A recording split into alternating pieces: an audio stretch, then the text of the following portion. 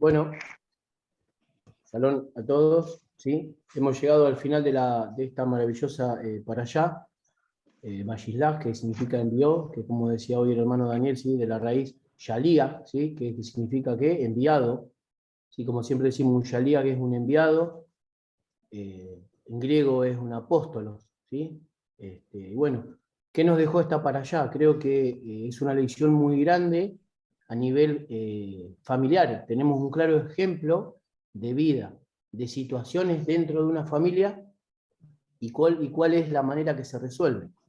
Eso es lo que creo que es lo más importante, ¿sí? Que en el camino de la fe, ¿sí? En este desierto de las naciones por donde vamos transitando, vamos a tener un montón de situaciones, ¿sí? Así como las tuvo Jacob, así como las tuvo Isaac, así como las tuvo Abraham, así como las tuvo Moisés, ¿sí? Y cada héroe de la fe, si podemos decirlo así, ¿sí? Y a mí me toca, ¿sí? Concluir perdón, con Abdías. Perdón, se me fue la voz. Abdías 1:21. Vamos para allá.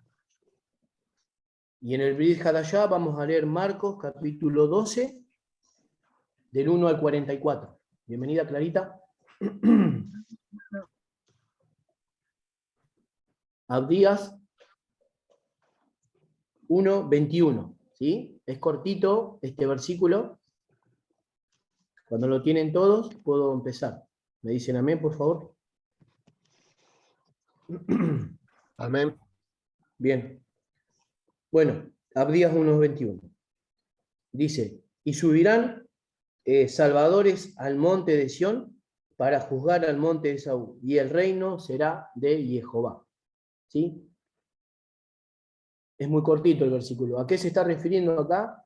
Acá, como podemos ver, hay un previo juicio antes que esto. ¿Sí? O sea, va a haber un juicio. ¿Hacia quién? Hacia Edom.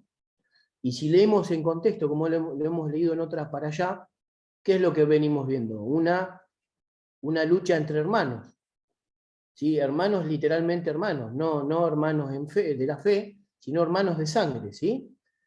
Y podemos ver la característica que marca de Edom, ¿sí? ¿Cuál es? Por ejemplo, miremos el capítulo 3. La soberbia de tu corazón te ha engañado, ¿sí?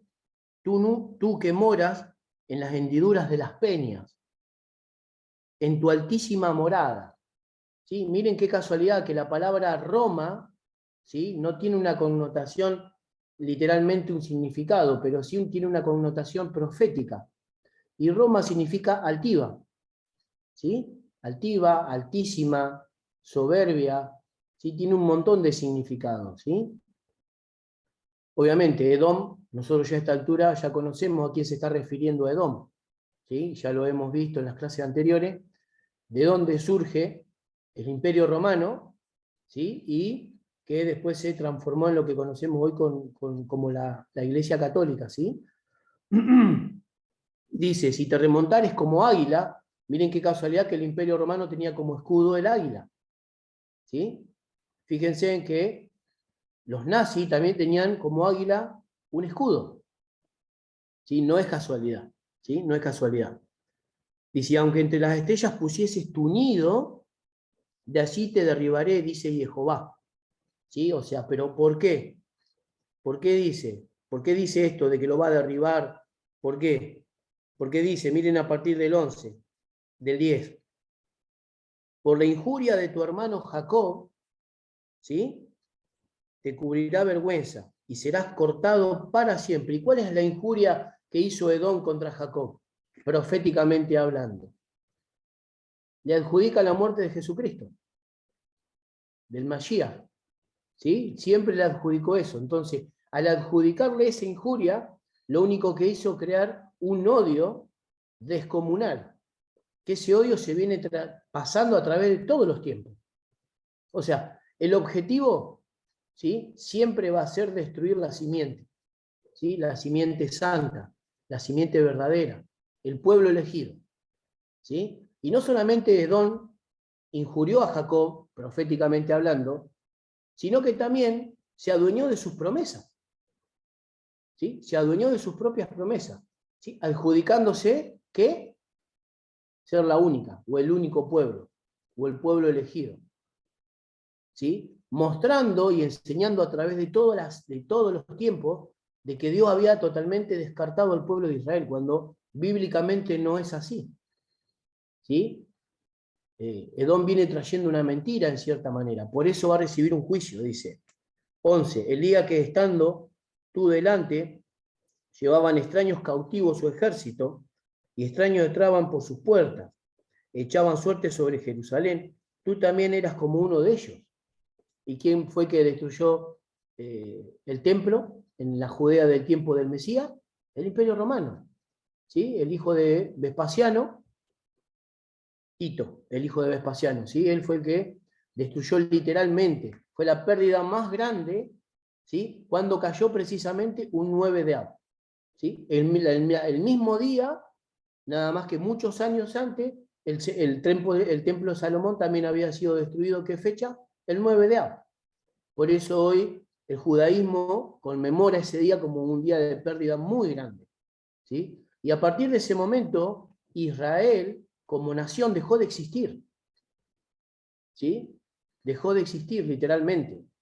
Entonces, en cierta manera, en todo ese transcurso de tiempo de que Israel estuvo en cautividad, dejó de existir, literalmente como poniendo una ubicación geográfica, estaba regado en el mundo, dejó de existir geográficamente hablando, ¿sí? Entonces, ¿qué hizo Edom? Ahí donde aumentó más la injuria, ¿sí? Pero, ¿qué pasó? De golpe y porrazo, como está escrito, ¿nacerá una nación en un día? Sí, por cuanto Sión estuvo de parto, dio a luz a tus hijos.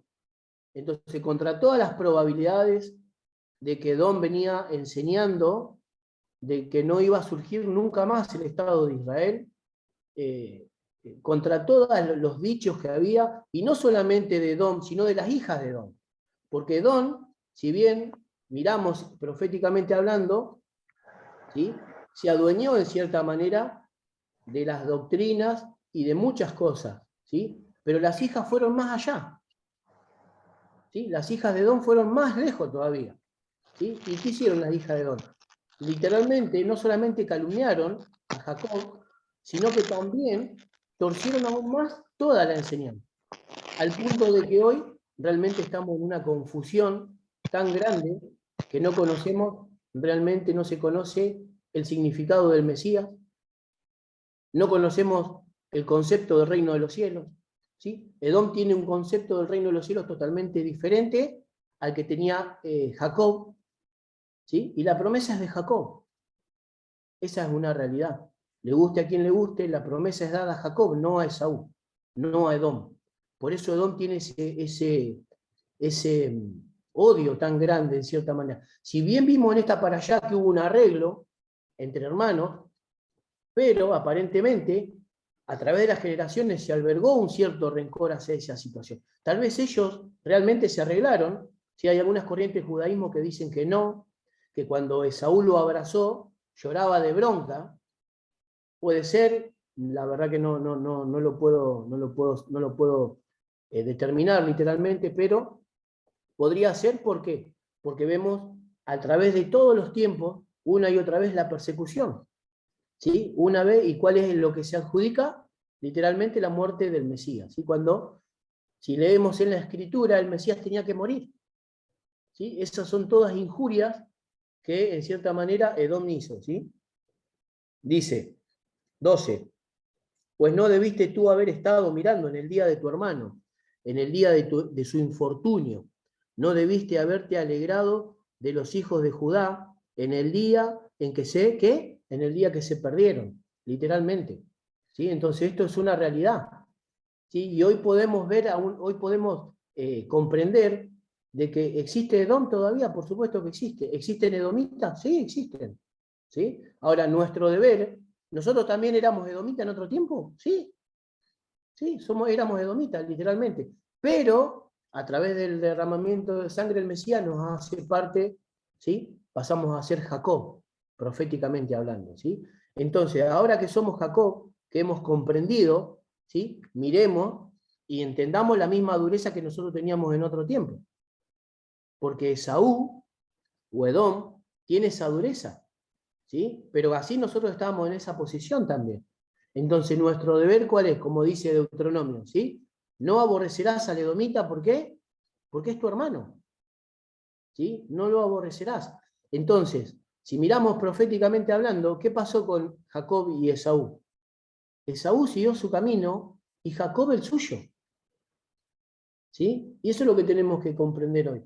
Que pueden surgir situaciones familiares, creo que cada uno de nosotros la hemos vivido, ¿sí? Pero cada uno tiene que seguir su camino, ¿sí? Hay que soltar las cosas, ¿sí? O sea, sería muy lindo, sí, pero tenemos que comprender cuál es la voluntad de Dios en todo esto, ¿sí? Eso es lo que tenemos que comprender. Entonces, creo que la enseñanza más grande que nos puede arrojar esta para allá y esta Haftará es esto, una batalla de simientes, una batalla de hermanos, pero al final con una reconciliación. ¿Y cuál es la reconciliación?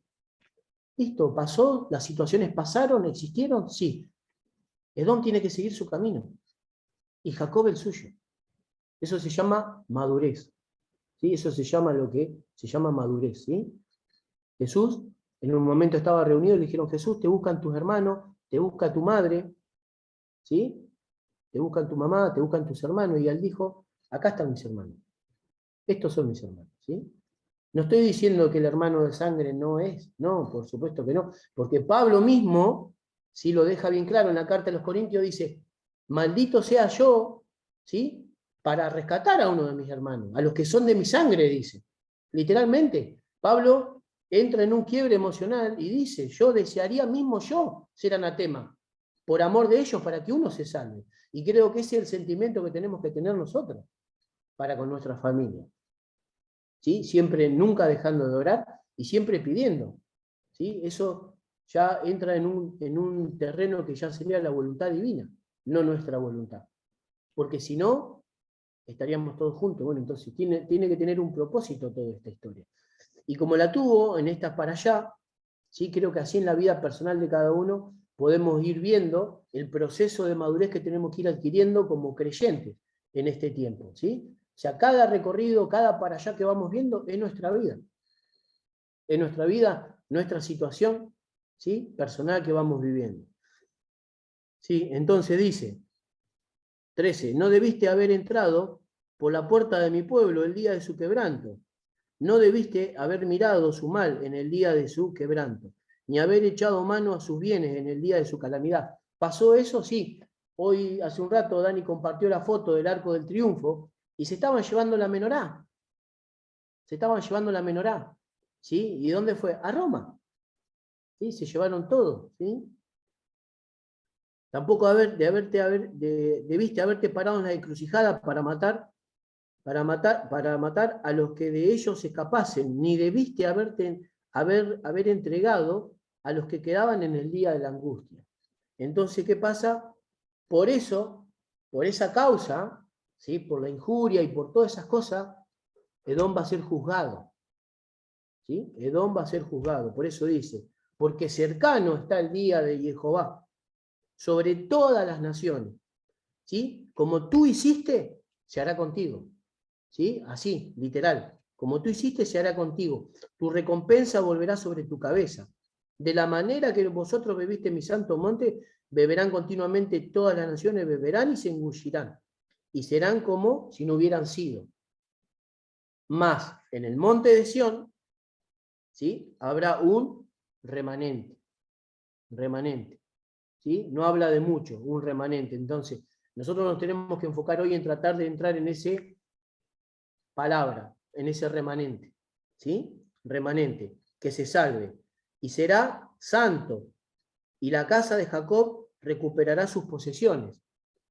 Mas en el monte de Sión habrá un remanente que se salve, será santo, y la casa de Jacob, perdón, en el 18, la casa de Jacob será fuego, ¿sí?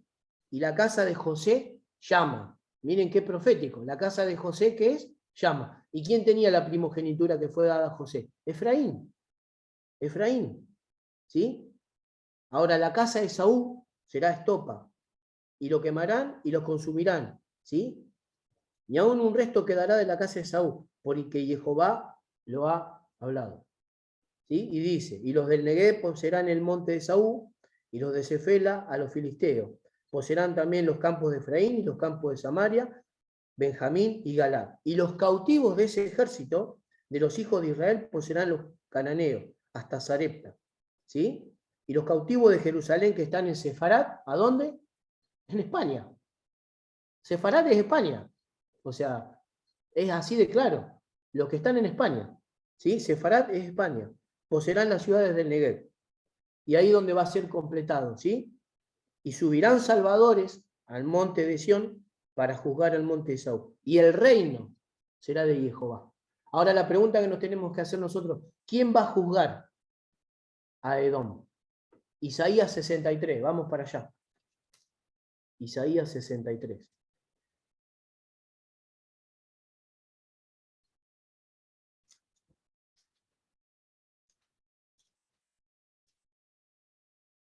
Isaías 63, del 1 al 6. ¿Sí? Miren, el título en la Reina Valera que yo tengo, le puso el día de la venganza y Jehová. Y dice, ¿quién es este que viene de Edom, de Bosra, con vestidos rojos? Dice, este hermoso es su vestido. Dice, perdón.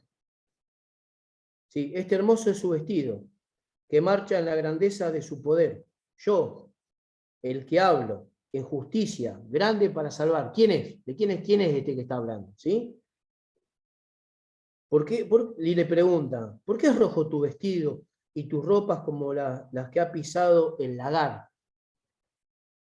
Y dice, he pisado yo solo el lagar y de los pueblos nadie había conmigo. Los pisé con mi ira y los hollé con mi furor. Su sangre salpicó mi vestido y manché todas mis ropas. Porque el día de la venganza está en mi corazón y el año de mí redimidos ha llegado. Miré y no habría quien ayudara, y me maravillé de que no hubiera quien sustentase, y me salvó mi brazo y me sostuvo mi ira.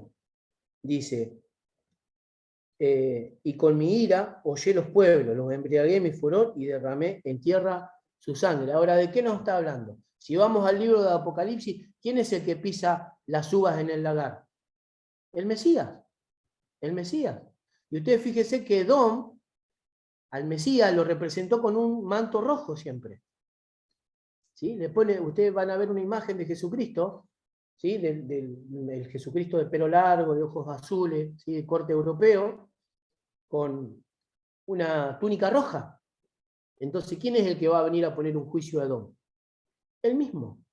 Si miramos el libro de Apocalipsis, encuadra muy bien con este capítulo de Isaías, el día de la ira, cuando él dice que las vestiduras están manchadas de sangre porque pisó las uvas. O sea, va a pisar las naciones, literalmente, para sojuzgarlas, ¿sí? ¿Y qué va a hacer? Va a reinar. O sea, él viene a tomar pleno control de todo esto.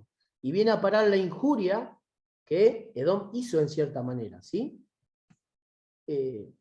Ahora, nosotros dentro de todo esto, ¿cómo tenemos cómo nosotros también vamos a actuar como jueces en cierta manera? Sí, Mateo 19, ¿sí? Vamos para Mateo 19.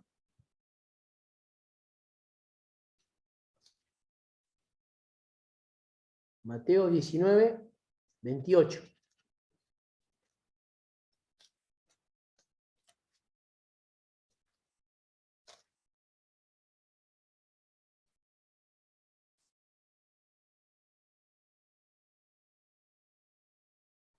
Y Yeshua les dijo, de cierto os digo que en la regeneración, cuando el Hijo del Hombre se siente en su trono de gloria, vosotros que me habéis seguido, también os sentaréis sobre 12 tronos para juzgar a qué? A las 12 tribus de Israel. ¿Sí? O sea, esa es la posición que nos da. ¿Sí? ¿Y cómo se obtiene esto? ¿Cómo se obtiene este lugar de privilegio, si podemos decirlo? ¿Cómo lo vamos a obtener? ¿Sí? Como el mismo Mesías lo dejó claro. Juan 8, vamos para allá. ¿Sí? Juan 8.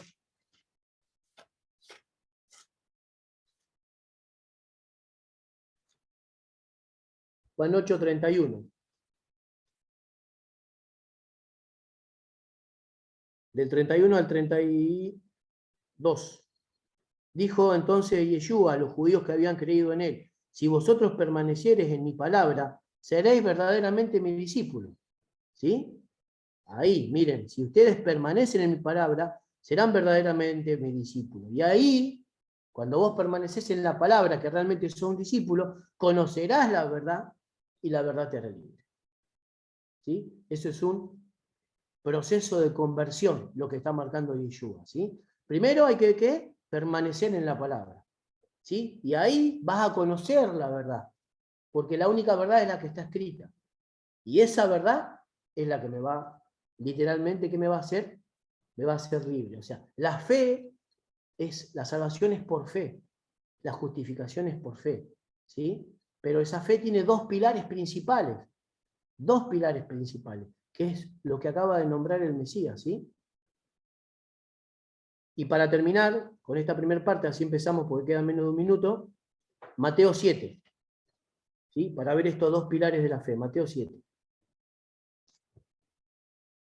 24 al 27. ¿Sí? Los cimientos sobre lo que tenemos que construir. Cualquiera que me oye estas palabras y las hace, ahí está, dos pilares, oír y hacer. La fe y las obras. ¿Sí? La fe